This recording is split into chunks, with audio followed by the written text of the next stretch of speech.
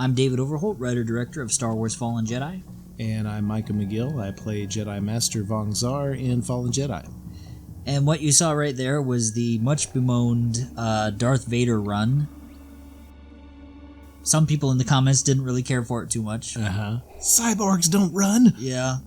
But we were going for kind of a samurai vibe, and Toshiro Mifune, he's a very famous actor who worked with Akira Kurosawa, and he would always run in his duels, and that move right there where Vader drops his saber down is a direct reference to Kyuzo from Seven Samurai.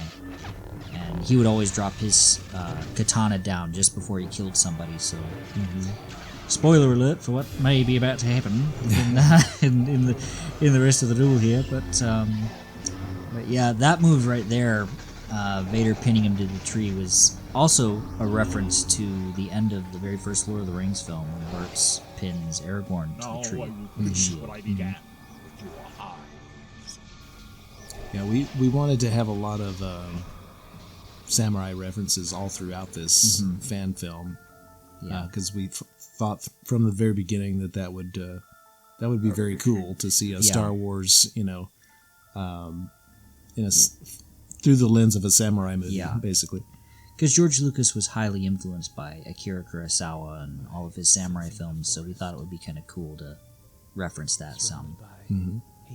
Now, this scene right here, I thought it was very important to have one scene that really espoused the true philosophy of the Jedi.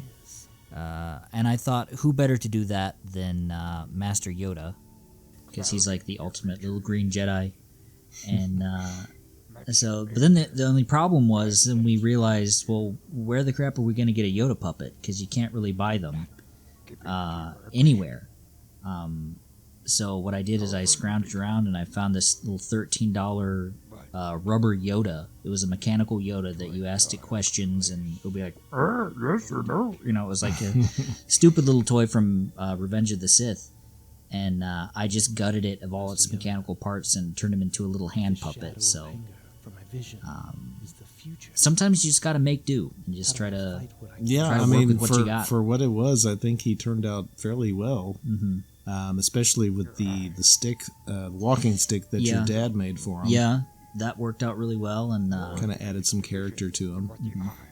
And you'd never know that his robe is made out of an old T-shirt, except now that I told you, I guess. But just looking at it, you wouldn't think that that's what it was right off the top of your head, I guess. But the music in this particular scene was one of my favorite bits of music that I wrote for the whole thing, because I was able to weave some John Williams themes in, but I also came up with some other stuff that was mysterious and pretty cool, if I do say so myself. That was great. Now this is the part where I kind of, after I received a pep talk from Yoda in the flashback there, and I'm sort of more in tune with my Jedi-ness at this point. And I'm starting to kind of release the anger, and get back to being what a Jedi really means. Which is why I'm more in control over the fight probably than in the entire movie. We always called that the Neo moment, because we wanted it to look very effortless as you were fighting, almost like when Neo finally has his epiphany at the end of the first Matrix and can fight good against Agent Smith. And here's where, he turns his saber off. Kind of a dumb thing to do in the middle of a fight if you want to fight somebody, but what he's trying to do is actually reach out to Anakin, because he's actually seen the future. And he's seen Anakin's destiny, that he's the one that's going to defeat Palpatine. And he's trying to tell him that, like, hey, I know what you're going to do. You're a good guy, so I shouldn't kill you here. And he's not trying to fight Anakin anymore. I'm trying to turn him at this point back to the good side. Yeah. Now that little pace back and forth right there was a very deliberate move for Vader. We really tried to get a bit of that Anakin from Episode 3 vibe in the body language there. So he's kind of a blend of Anakin and Vader. And again, this movie is supposed to take place between Episode 3 and 4. and you're more this Vader is more of the sort of Hayden Christensen Vader rather than the older version that we see unmasked at the end of Return of the Jedi. Yeah. This is probably closer to episode 3 than 4, I would think. Yeah. And this bit of dialogue right here, strangely enough, since it's a Star Wars fan film, when I was writing it, I was hearing the voice of Chakotay from Star Trek Voyager in my head.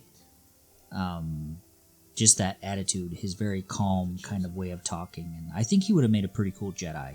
Mm-hmm. Mm-hmm. And do your impression real quick. It's not too late. It's like he had that funny like little air pockets in his cheeks kind of voice. Yeah, he would have been good as a Jedi. I think. So, and here's the tearjerker part for any prequel fans hearing the voice of Padme and Obi-Wan. We were hoping to really surprise people with those little sound bites, and like Anakin is like he's this close to listening. He's got a lot going through his head right now. But then he feels like he's done too much, and it's like, no, I can't go back, because a lot of people go through that. They feel like it's too late for me. I've done too much bad stuff. I can't be good anymore. Too much guilt. Yeah. And that's what he's dealing with right here. So he's decided to go full on bad at this point, and which is why Vong Zaar had that expression. He was kind of like, oh, great, because I tried to turn him, but it didn't work. Now this is obviously the big finale of the lightsaber fight, but this is the part that we worked on more than anything else. Yeah. And it was all done at full speed too. We didn't speed any of that up. And right here, this is a reference to Nosferatu crushing the heart. And I thought it would be an interesting thing to see a Sith crush someone's heart with the Force. And we always call that the Dracula jump. The Sith jump. Here, this is reference to Episode 6, when Luke cuts off Vader's hand after like just hammering away at him in anger. Yeah, we wanted to show kind of like a like father like son thing, cyclical. And also show that like this is what Luke might have done if he hadn't controlled himself. If he'd have given in to Palpatine and the dark side, he could have. This is what he would have been like. There, that was very purposeful too. Like Vader literally twisting the knife as he was picking him up. That choir there, that's actually me. I don't know how I got my voice to go that high, but it just, my throat opened up that day, and I could sing higher than I've ever been able to sing in my life. Because I was watching it as I was singing, and somehow like the emotion kind of helped me get there. Gave it sort of that Gregorian chant sort of... Mixed with choir boy somehow. Yeah, it's more so that. Yeah.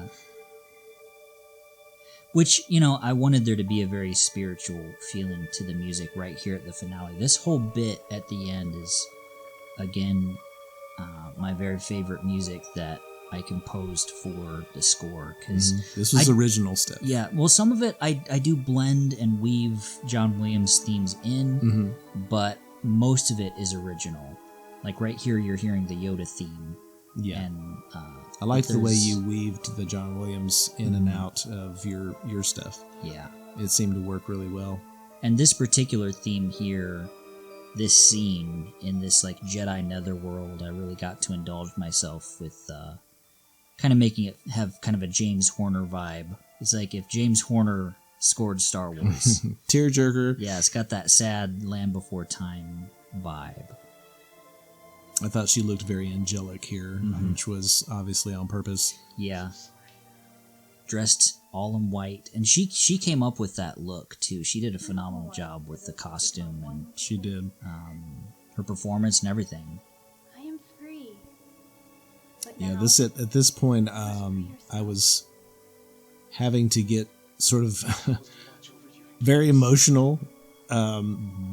And so I remember trying to kind of psych myself out for this scene, and before we shot it, and I had never acted in a scene like that before, so it was kind of a challenge for me, but it was also it was also fun.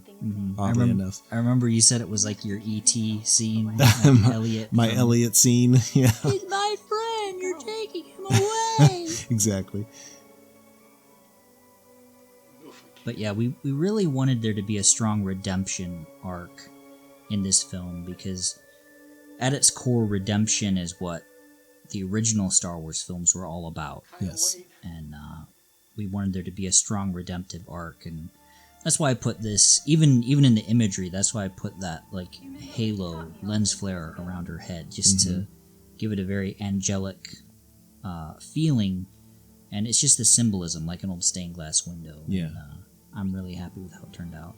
Now at this point, it's pretty clear I'm not dead quite yet, but after seeing that vision of her, these wrappings that I had around my head and face sort of acted as a symbolic, like I'm shedding the hate, I'm shedding The darkness. the dark side, and getting it off of me, sort of like almost like an act of penance. And then we had me reciting the Jedi Creed from the old EU novels, which I really liked that touch in there. Because it makes it almost kind of like you're doing this final prayer or consecration to finally be totally a Jedi again. Yeah, to be a pure Jedi. Just before the end. And that imagery right there is, I feel like it's really strong imagery of Vader's just looming in the background like the Grim Reaper, basically. And just that mixed with the shots of her looking so heavenly to seeing your pain and then seeing Vader back there, it's very moving. The body language of Vader kind of hovering over me, vulture-like, sort of makes me think he's a little confused. Like, what's going on?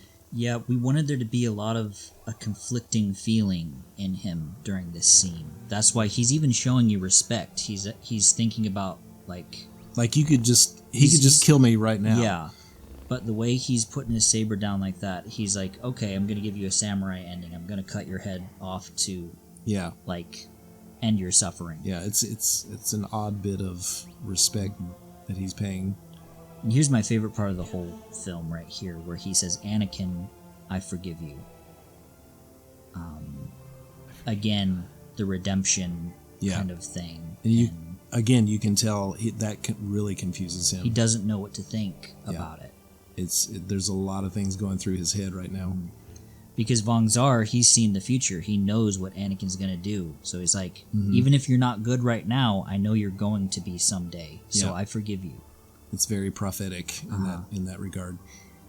And then Vader's left here kind of alone because he's never seen someone disappear like that before. And it's strangely kind of lonely. You almost feel bad for him in a weird kind of way.